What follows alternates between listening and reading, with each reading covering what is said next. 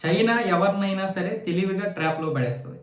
మిత్రుడు మిత్రుడు అని చెప్పేసి, అంటే మిత్రుడు మిత్రుడు ఏమవుతాడు? మిత్రుడే అవుతాడు. శత్రువు శత్రువు మిత్రుడు అవుతాడు. మిత్రుడు మిత్రుడు కూడా మిత్రుడే అవుతాడు. ఆ విధంగా రష్యా యొక్క మిత్రుడు కజకిస్తాన్.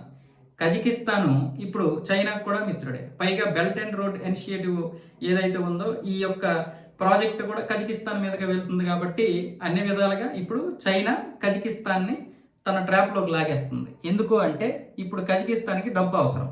ఆ డబ్బు రష్యా ఇచ్చేటటువంటి పరిస్థితుల్లో లేదు యుద్ధం కారణంగా. అలాగని కజకిస్తాన్ నడుస్తున్నదే రష్యా దయ వల్ల. పైగా ఇంచుమించు రష్యా కజకిస్తాన్ ఒక్కటే.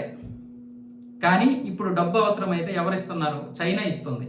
రారా మిత్రుడా, నేను నీకు ఇస్తాను, చాలా తక్కువకి ఇస్తాను, 1.9% వడ్డీకే ఇస్తానని చెప్పి ఇప్పటి వరకు 9.5 బిలియన్ల యువాన్లు ఇచ్చింది. అంటే మన రూపాయల్లో చూస్తే 11-12 వేల కోట్ల రూపాయల వరకు ఇప్పుడు కజకిస్తాన్కి అప్పు ఇచ్చింది. అంటే ఈరోజు నిన్న ఒక $5 మిలియన్ అంటే 3.5 బిలియన్ల యువాన్లు అప్పుగా ఇచ్చింది. ఎలా ఇచ్చింది? కజకిస్తాన్ యొక్క బ్రాండ్ల వాల్యూని చూసి ఈ డబ్బులు ఇవ్వడం జరిగింది. ఇది ఇలా ఇవ్వడం మొట్టమొదటిసారి ఇదే. అయితే ఇక్కడ రష్యా ఏం చెప్తుందంటే, సరే నువ్వు వాడి దగ్గర అప్పు తీసుకో, కానీ నువ్వు జాగ్రత్తగా ఉండు, భయపడాల్సిన అవసరం లేదు, కానీ వాడు నా మిత్రుడే అయినా సరే వాడితో చాలా జాగ్రత్తగా ఉండాలి. ఎందుకంటే రష్యాకి తెలుసు భారత్ యొక్క విధానం ఏంటో, చైనా యొక్క విధానం ఏంటో రష్యాకి తెలుసు. కాబట్టి చైనాని వదులుకోరు, భారత్ని వదులుకోలేరు.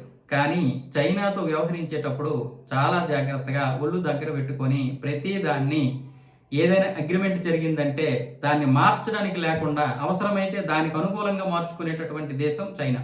అదే మనము తెలిసి తప్పు చేసినా తెలియక తప్పు చేసినా వెంటనే మార్చేటటువంటి మనస్తత్వం ఉన్నటువంటి వారు భారతీయులు. కాబట్టి నువ్వు కొంచెం చైనా దగ్గర ఆచి తూచి వ్యవహరించి అప్పులు తీసుకో అని చెప్పి రష్యా హెచ్చరిస్తోంది. కజకిస్తాను చైనా ట్రాప్లోకి వెళ్ళిపోతుందని కొంతమంది అనుకుంటున్నారు. వాస్తవంగా రష్యాకి కూడా తెలుసు, చైనాకి తెలుసు, అది ట్రాప్ అని చైనాకి తెలుసు. కానీ చైనా ఏమంటది? నువ్వు నా మిత్రుడు యొక్క మిత్రుడు రా, నీకేం కావాలో నేను చూస్తానంట. కజకిస్తాన్ ఇప్పుడు తీసుకున్నటువంటి డబ్బుతో మళ్ళీ చైనా దగ్గరే తనకు కావాల్సినటువంటి వస్తువులు కొనుక్కుంటుంది. అంటే షావుకారు దగ్గర తీసుకున్నటువంటి డబ్బులతో మళ్ళీ షావుకారు దగ్గరే సామాన్లు కొంటాం చూడండి మనం. ఆ విధానంలో ఉంది ఇప్పుడు చైనా కజకిస్తాన్ యొక్క పరిస్థితి. ఆ విధంగా తన ట్రాప్లోకి వెళ్ళిపోతుంది అనుకున్నా సరే కజకిస్తాన్కి ఈ విషయం తెలిసినా కజకిస్తాన్ కూడా ఏమీ చేయలేనటువంటి పరిస్థితి. రష్యా యుద్ధంలో మునిగిపోవడం వల్ల రష్యా అప్పు ఇవ్వలేనటువంటి పరిస్థితి. భారతదేశం కూడా ఇప్పుడు కజకిస్తాన్ వైపు వెళ్తుంది, కానీ కజకిస్తాన్ చైనా వైపు వెళ్తుంది. ఎందుకంటే మొదటి నుండి చైనా కజకిస్తాన్ని పట్టుకొని ఉంది. కజకిస్తాన్ కూడా చైనా బాగా దగ్గర. కొన్ని ఈ యొక్క జియో పాలిటిక్స్లో చాలా పెద్ద ఇవి ఉంటాయి. ఈరోజు చైనా చాలా దేశాలకి దగ్గర అవుతుంది వీలైనంత వరకు. మనం కూడా వీలైనంత వరకు పక్కన ఉన్నటువంటి పాకిస్తాన్తో కూడా స్నేహాస్తం చాచడానికి ఎందుకు ప్రయత్నాలు చేస్తామంటే ఉద్రిక్తత పరిస్థితులు రాకుండా ఉండడం కోసం. అంటే ఇప్పుడంటే చైనాతో అలా ఏమనుకోండి, కొంతమంది అంటారు కదా బంగ్లాదేశ్కి ఎందుకు ఎంతో కొంత సహాయం చేస్తారంటే చెయ్యాలి. దానివల్ల మనకి ఎటువంటి ఇది రాకూడదు, నష్టం రాకూడదు.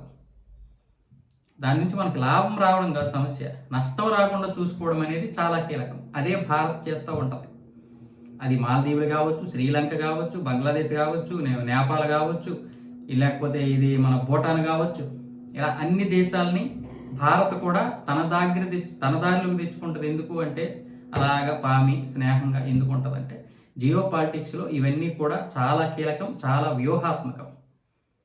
శత్రువుని కూడా మన వైపుకి రానివ్వకుండా చూసుకోవాలి. శత్రువు నుంచి మనకు లాభం కాదు, నష్టం రాకుండా చూసుకోవాలి.